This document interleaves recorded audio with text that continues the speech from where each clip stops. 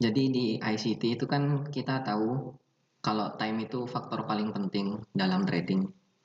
Karena market itu bergerak pada waktu yang tepat dan market itu berkonsolidasi pada waktunya juga. Begitu. Jadi untuk kali ini kita bahas skill zone dulu. Yang pertama, yang perlu kita ketahui skill zone itu yang paling penting untuk forex. Itu pertama ada Asia. Itu dari jam 20 sampai jam 00. Habis itu London Open itu dari jam 2 sampai sampai jam 05. Terus yang ketiga ada New York AM. Nice. New York AM dari jam 7 sampai jam 10. Terus yang keempat London Close dari jam 10 sampai jam 12. Yang kelima itu ada New York PM. Kalau forex itu dari jam 13.30 sampai jam 16.00. Ya, ini semua yang aku sebutin, semua time yang ICT sebutkan itu pakainya waktu New York ya. Entah itu nanti dia -4 atau -5. Pokoknya disesuaikan dia pakainya New York karena terkadang -4, terkadang -5. Biasanya awal tahun nanti dia jadi -5. Dah gitu, ini untuk kill zone untuk trading ya. Jadi ini waktu-waktu penting sebisa mungkin pada saat kita open trade itu di jam-jam ini. Terus ada beberapa lagi waktu-waktu penting kayak kalau di forex itu ada CBDR, tapi nggak perlu sih sebenarnya. Ada CBDR. Terus midnight opening price, ya itu penting banget. Soalnya nanti jadi patokan buat PO3 ya. Kalau misal pada satu hari itu dia manipulasi dulu ke bawah di bawah midnight opening price, itu nanti kita bisa, kalau misal kita punya bias bullish, itu kesempatan banget buat beli, buat entry buy, bukan buat beli. Itu ya. Terus ada lunch time. Lunch time itu ada dua sebenarnya. Ada lunchnya New York sama lunchnya London. Nah, kalau lunchnya London itu dari jam 05 sampai 7. Sampai 6. Kalau lunchnya New York itu dari jam 12 sampai jam 13.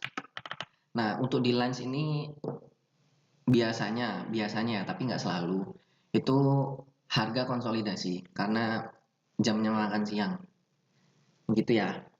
Terus waktu yang penting lagi itu di sini ada silver bullet. Nah, silver bullet ini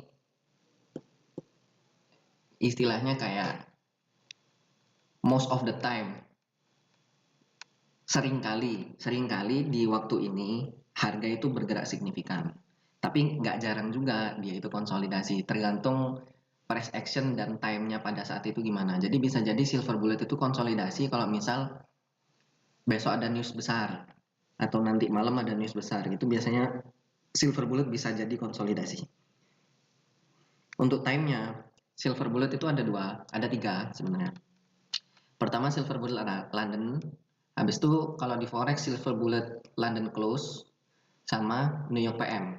Jadi jamnya itu jam 03 sampai 04. Ini yang London Open. Terus jam 10 sampai jam 11. Ini untuk yang London close. Terus yang New York PM dari jam 14 sampai jam 15. Nah, ini waktu-waktu penting ya. Karena kita fokusnya belajarnya day trade, jadi ini waktu yang kita perhatikan selain kill zone. Sebenarnya ada makro lagi. Kayak apa namanya? 10 menit sebelum candle 1 jam close sampai 10 menit setelah saat candle 1 jam open. Itu sebenarnya bisa dipakai. Cuma karena kita fokusnya ke apa namanya? Day trade. Jadi menurutku makro nggak begitu kepake. Cukup pakai silver bullet ini aja udah bagus kok. Gitu ya. Ini untuk apa namanya? Kill zone dan time-time yang penting di sini harus diperhatikan, jangan sampai kita open di luar time ini. Dan untuk time yang ini kita jadikan patokan kayak midnight opening price. Jadi kalau misal open di bawah harga, kita biasanya bullish bisa buy. Terus kalau silver bullet kita fokuskan entry di sini karena biasanya jam-jam ini signifikan. Kayak gitu ya. Terus nanti ada karakteristiknya juga. Kita bahas di market profile nanti untuk yang ini. Karakteristik Asia itu bagaimana, London gimana, New York AM gimana, dan seterusnya. Itu nanti kita bahas di market profile, ada sendiri materinya. Terus ini untuk time-nya, time-time penting di ICT. Terus yang selanjutnya kita bahas time correlation. Apa itu maksudnya time correlation?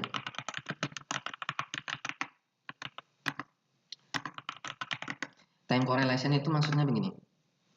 Jadi kalau misal kita punya PD array time frame 4 jam gitu misalnya.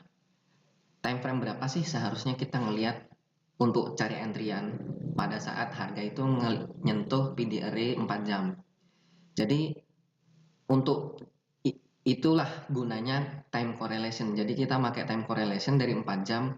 Time frame terkecilnya kita boleh nyari konfirmasi entry pada saat nyentuh 4 jam PD array itu tadi.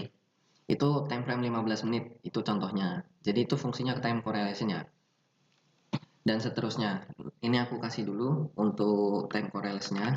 5 menit itu korelasinya 1H. 15 menit korelasinya 4H. 1H korelasinya daily. 4H korelasinya weekly. Nah, jadi nanti cara makainya, kalau misal kita punya higher time frame PD array, time frame 1 jam, kita cari entry konfirmasinya di time frame 5 menit, itu yang paling kecil.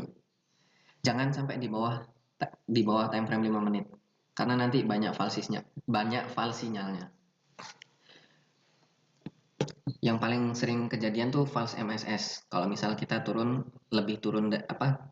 ke time frame yang lebih kecil dari 5 menit ini. Terus kalau misal ngelihat time frame di atas ini gimana? Justru lebih bagus. Jadi misal higher time frame PD array-nya time frame 1 jam, terus kita cari konfirmasi di time frame 15 menit. Itu jauh lebih bagus. Nanti bisa terhindar dari banyak false MSS, malah lebih bagus gitu ya. Jadi bukan berarti nggak boleh kita pakai di atasnya 5 menit ini, bukan nggak boleh. Malah justru lebih bagus. Itu ya, sama juga seterusnya untuk 4 jam daily dan weekly. Jadi untuk bias dan lain-lain itu kita usahain time correlation itu dipadu-padankan dengan ini. Ini time correlation ini penting karena nanti ada keterkaitan sama strategi yang bakal aku ajarin. Nanti fokus ke PD array ini gitu, misal cari entryan di sini. Itu nanti sebisa mungkin ini dihafalin. Begitu ya. Untuk pelajaran time dan time correlation menurutku sudah bagus, udah selesai. Tinggal nanti dipadu-padankan aja. Jadi misal PD array 4 jam, cari konfirmasi di entry di time frame 15 menit dan dipaduin sama time yang ada di sini. Jadi di kill zone London gitu misal, nyentuh higher time frame PD array 4 jam. Ya udah, di London kill zone nanti kita cari konfirmasi entry di time frame 15 menit dan seterusnya gitu ya. Oke, cukup sekian untuk kali ini. Makasih.